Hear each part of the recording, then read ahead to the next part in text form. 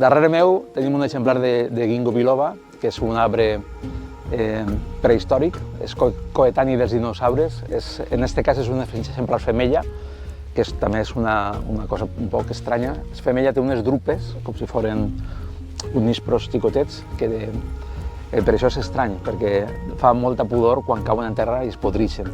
En aquest cas és un ginkgo que tindrà uns 70 anys aproximadament i està protegit, és un dels arbres que està dins del catàleg d'arbres protegits de Gandia.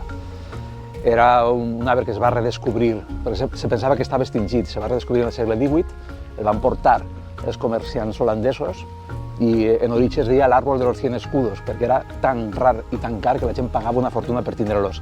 Ara se planta molt en les ciutats perquè el mascle, que no és este, no tira apenes fulles. Si fixeu, les fulles són dicotòmiques, tipus un palmito, i és prou resistent a la contaminació ambiental.